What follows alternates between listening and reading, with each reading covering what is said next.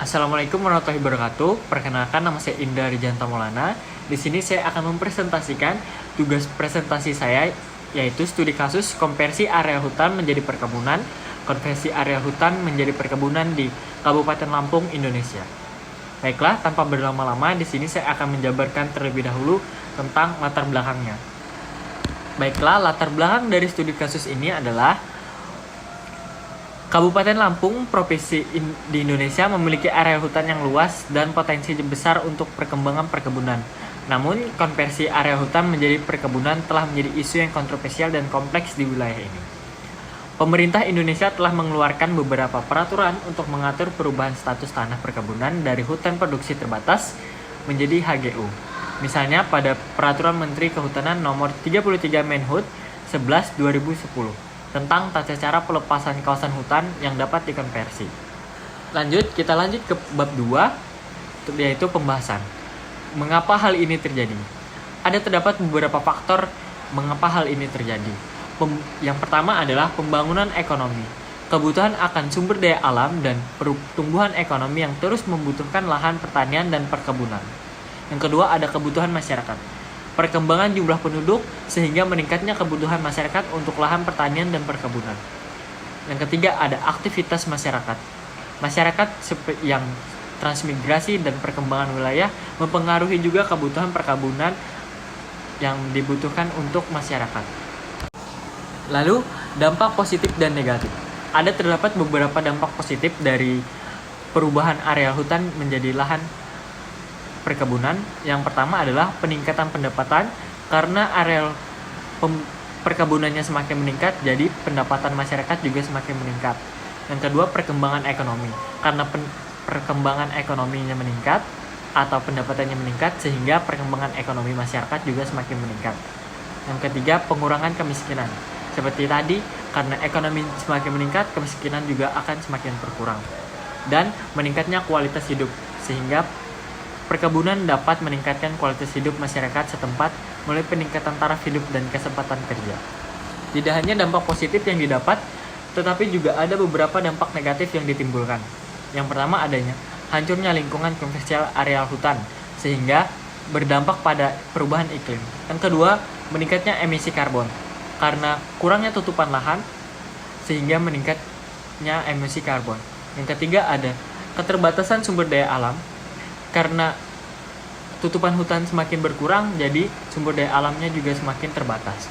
Yang keempat, ada ketimpangnya pendapatan.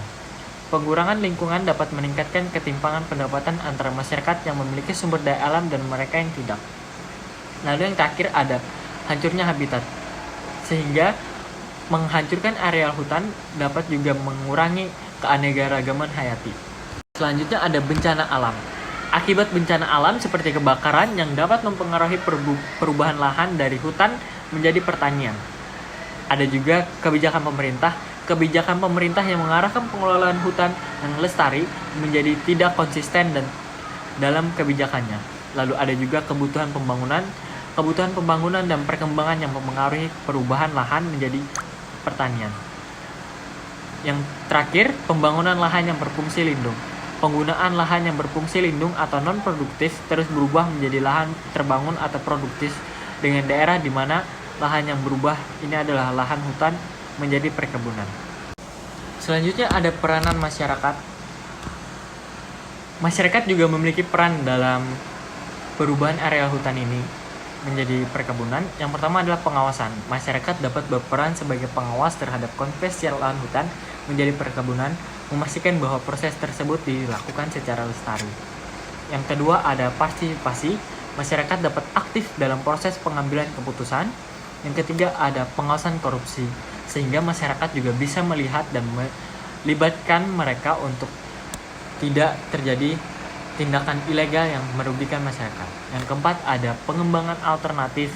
Masyarakat dapat berperan dalam pembangunan alternatif, pengembangan dan lebih lestari sehingga berkelanjutan.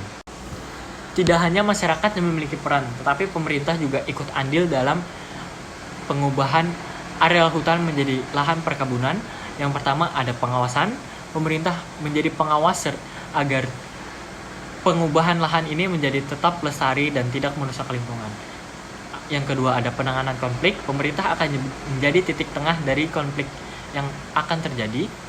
Yang ketiga ada pengembangan alternatif. Pemerintah juga harus memiliki inovasi yang lebih maju. Yang keempat adalah pengawasan korupsi agar tidak terjadi tindakan yang ilegal dan merugikan masyarakat. Yang keempat pencegahannya konflik, sehingga pemerintah harus mencegah terjadinya konflik di masyarakat.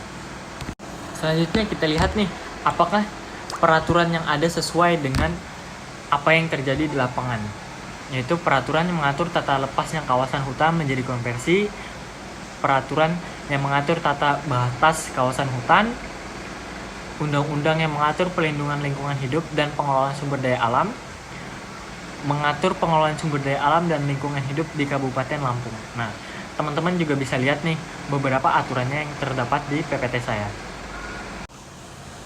Baiklah, yang terakhir kesimpulannya, konversi area hutan menjadi perkebunan merupakan masalah yang kontroversial dan kompleks di wilayah tersebut. Hal ini terjadi karena konversi tersebut dapat memiliki dampak negatif yang signifikan pada lingkungan dan ekosistem hutan. Baiklah, itu sekian dari saya, Indra Arjanto Maulana. Wassalamualaikum warahmatullahi wabarakatuh. Terima kasih.